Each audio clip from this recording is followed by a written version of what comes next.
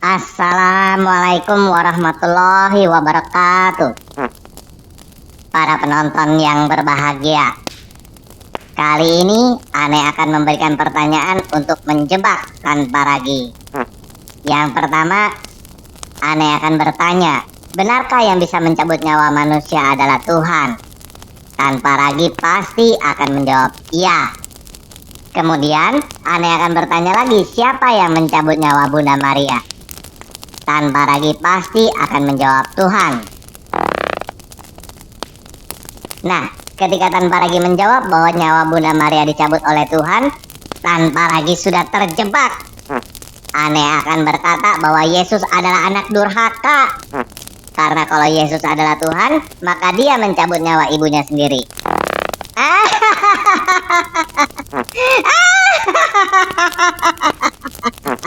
Tanpa ragi akan kebingungan. Setelah tanpa ragi kebingungan, Ane akan tanya lagi siapa yang mencabut nyawa Yesus. Tanpa ragi pasti tidak akan bisa menjawab. Setelah tanpa ragi tidak bisa menjawab, Ane akan kasih tahu bahwa Tuhannya Yesus adalah Allah Subhanahu wa Ta'ala yang menurunkan Al-Quran. Lalu Ane akan memaksa tanpa ragi untuk mengakui Muhammad adalah Nabi.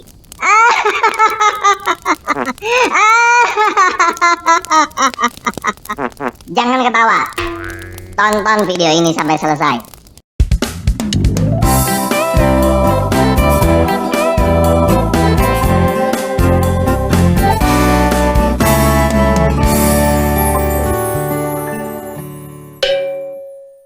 Tanpa ragi. Abdul, Tanpa ragi. Ane punya pertanyaan yang mengganjal di hati nih. oh ya? Ane boleh nanya gak? Iya, boleh. Begini tanpa ragi. Benarkah yang bisa mencabut nyawa manusia adalah Tuhan? Begini, Dul.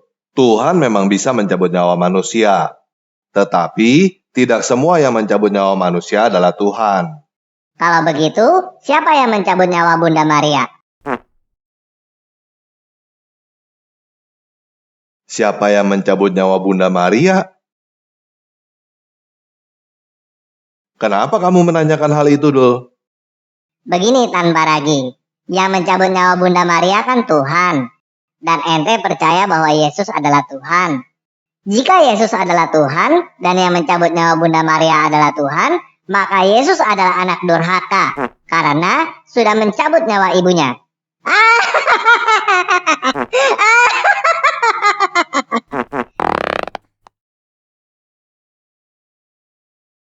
Oh, itu yang kamu katakan mengganjal di hati. Iya.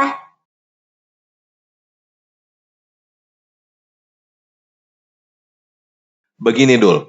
Saya mau kasih ilustrasi supaya kamu mengerti kamu salah berpikirnya di mana. HP saya ini sudah beberapa hari tidak saya charge dan sekarang sudah mati. Menurut kamu, siapa yang mencabut baterai HP saya? HP ente matikan karena tidak di-charge, bukan karena ada yang mencabut baterainya. Nah, itu dia, Dul. Makanya tadi saya berkata bahwa Tuhan memang bisa mencabut nyawa manusia. Tetapi, tidak semua yang mencabut nyawa manusia adalah Tuhan. Penyebab orang mati itu banyak. Dan kamu tidak bisa menyamaratakan bahwa semua orang mati karena nyawanya dicabut oleh Tuhan. Ente bikin aneh bingung. Maksud ente bagaimana? Begini, Dul. Menurut kamu membunuh itu berdosa gak? Ya berdosa dong. Nah, kalau ada seorang penjahat yang membunuh seorang korban, siapa yang mencabut nyawa si korban itu?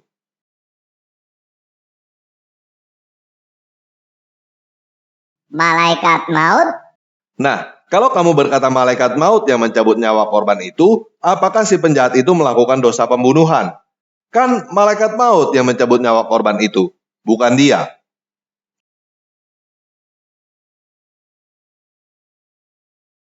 Si penjahat itu yang mencabut nyawa dengan seizin Tuhan. Nah, jawaban kamu udah mulai beda kan? Sekarang saya tanya, kalau si penjahat itu mencabut nyawa dengan seizin Tuhan, apakah Tuhan bisa berkata bahwa orang itu melakukan dosa? Kan Tuhan izinkan.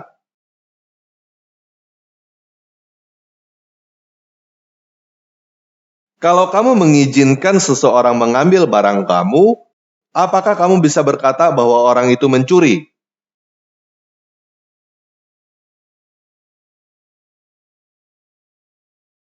Tidak bisa.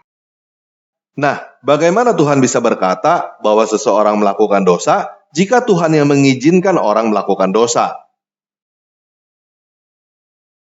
Jadi, kalau kamu dengan gampangnya berkata dengan seizin Tuhan seperti itu, akhirnya kamu akan melakukan permainan melemparkan kesalahan kepada Tuhan. Orang-orang bisa berbohong, berzina, mencuri, membunuh, lalu mereka berkata bahwa mereka melakukannya dengan seizin Tuhan. Kalau Tuhan mengizinkan orang untuk berbohong, berzina, mencuri, membunuh, apakah Tuhan bisa berkata bahwa hal-hal itu adalah dosa? Tuhan tidak mengizinkan manusia berbohong, berzina, mencuri, dan membunuh. Betul, Dul. Tetapi manusia tetap melakukannya walaupun tidak diizinkan Tuhan, kan? Makanya saya katakan bahwa kamu tidak bisa menyamaratakan bahwa semua orang yang mati karena nyawanya dicabut oleh Tuhan atau dengan seizin Tuhan. Ente bikin aneh pusing. Jadi siapa yang mencabut nyawa Bunda Maria? Tidak ada yang mencabut nyawa Bunda Maria, Dul. Karena Bunda Maria bukan meninggal dengan cara dicabut nyawanya. Lagi pula Bunda Maria adalah orang hidup, bukan orang mati. Hah? Maksud ente bagaimana? Begini, Dul. Menurut kamu, Abraham, Ishak, dan Yakub sudah mati atau belum? Ya sudahlah. Nah, Yesus berkata di dalam Lukas 20 ayat 37-38 tentang bangkitnya orang-orang mati. Musa telah memberitahukannya dalam nas tentang semak duri, di mana Tuhan disebut Dewata Abraham, Dewata Ishak, dan Dewata Yakub. Ia bukan Dewata orang mati, melainkan Dewata orang hidup. Sebab di hadapan Dia semua orang hidup. Yesus juga berkata di dalam Yohanes 11 ayat 25, Akulah kebangkitan dan hidup.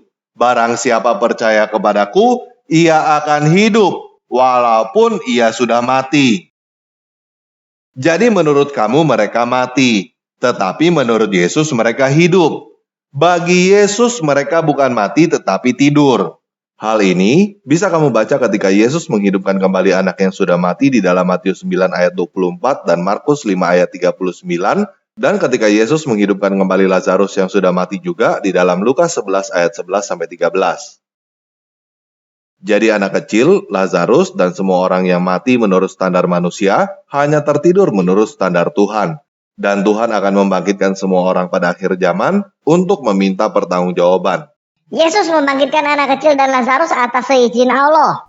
Kamu mau berkata dengan seizin Allah atau tidak? Tidak pengaruh. Karena Yesus berkata di dalam Yohanes 11 ayat 25, Akulah kebangkitan dan hidup. Dengan berkata akulah kebangkitan dan hidup, Yesus sudah berkata bahwa Dia adalah Tuhan. Yesus bukan Tuhan. Tuhan tidak mungkin mati.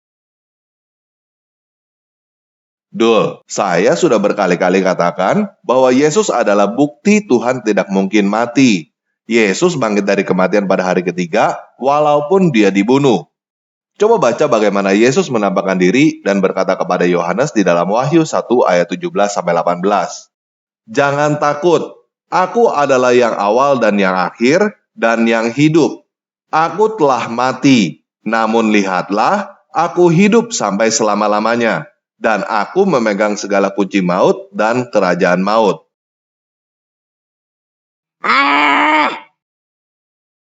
Siapa yang mencabut nyawa Yesus? Yesus berkata di dalam Yohanes 10 ayat 17-18, Bapa mengasihi aku oleh karena aku memberikan nyawaku untuk menerimanya kembali. Tidak seorang pun mengambilnya daripadaku, melainkan aku memberikannya menurut kehendakku sendiri. Aku berkuasa memberikannya dan berkuasa mengambilnya kembali. Inilah tugas yang kuterima dari Bapakku.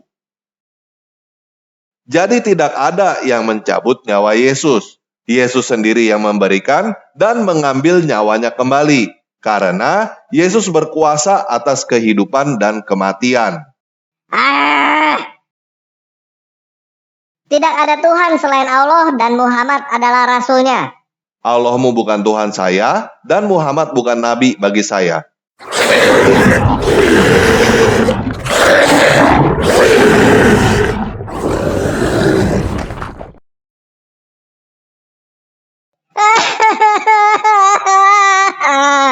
Para penonton, kali ini Aneh tidak berhasil menjebak tanpa ragi.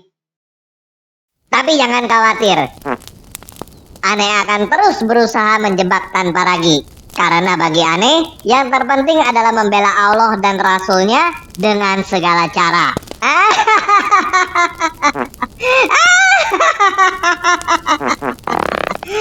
Jangan subscribe dan bagikan video ini.